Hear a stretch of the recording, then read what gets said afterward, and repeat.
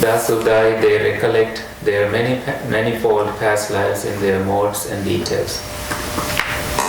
The parable of the traveler. Just as if a man were to go from his home village to another village, and then from that village to yet another village, and then from that village back to his home village, the thought would occur to him, I went from my home village to that village over there. There I stood in such a way, sat in such a way, talked in such a way, and remained silent in such a way. From that village I went to that village over there, and there I stood in such a way, sat in such a way, talked in such a way, and remained silent in such a way. From that village I came back home. Even so, the path has been shown to my disciples practicing as such. So, and divine eye, that's the other one. Knowledge of death and birth according to karma. So you don't, when somebody's child dies, I told you, never go and tell them that it's your karma. You have no right to say it. It's an insult, and it's non-human when you try to say such a thing. You just show your empathy and help them with your compassionate mind. And the Buddha would narrate the karmic connection in a way that's not insulting, but a way to invite that child back to the family, or a way to liberate the person from the attachment. But you are not going to do that. You can say, this is my karma. It's about you. It's not about you saying about anybody else's karma. Furthermore, the path has been shown to my disciples practicing as such. They see by means of the divine eye, clairvoyance, purified and surpassing the human beings, purified and surpassing the human beings passing away and re-arising, and they know how they are inferior and superior, beautiful and ugly, fortunate and unfortunate, in the heavens, in the suffering states, means hells, faring in accordance with their karma. Faring here means longing or traveling, living, reaping the consequences. Oh, reaping the consequences.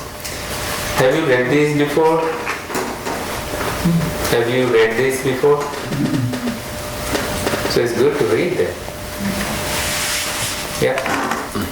Those beings who were endowed with bad conduct of body, speech and mind, who revile the noble ones, means monks who practice, or lay people who practice noble qualities, held wrong views and undertook actions under the influence of wrong views, after death, with the bodies breaking up, have re-arisen in a plane of misery, a bad destination, a lower realm in hell.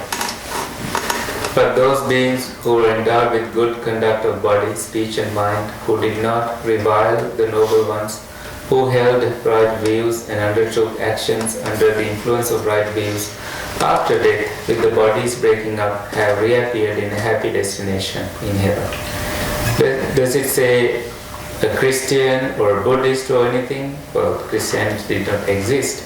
It didn't even say Brahmin or anything. It's just anybody who has done good things are destined to enjoy good things.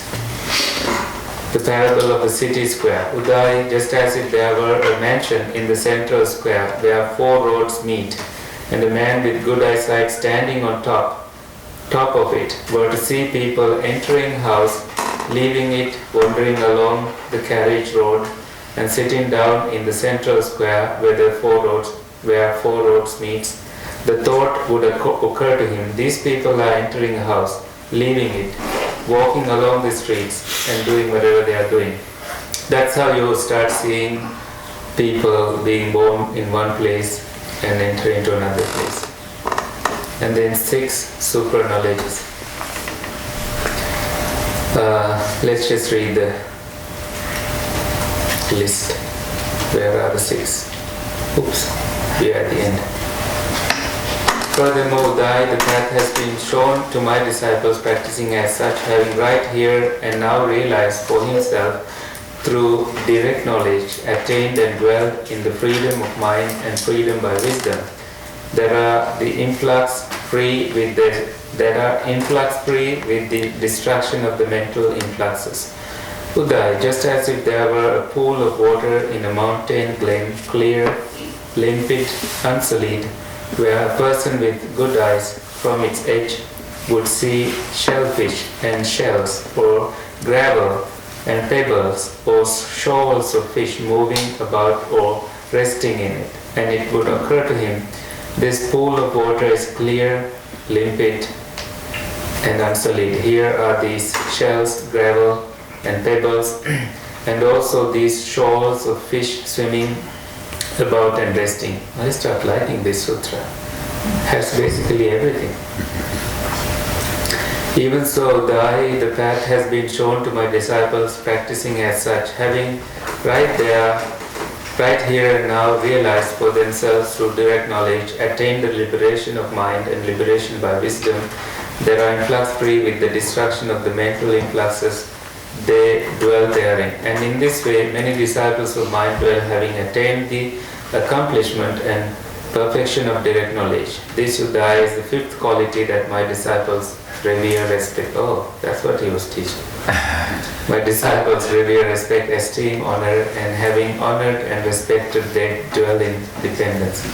But the Buddha or an Arahant can give a long list and not get distracted, because how mindful they are, they conclude what they say.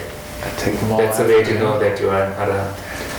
So it's revere, respect, esteem, honor, and having honored and respected? Me, they dwell in dependence. They come and learn from me. But those are the five that I named. Wait. No, not five. We've been talking about a whole list before.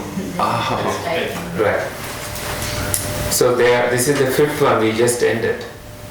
And because of those, his disciples are... Yeah.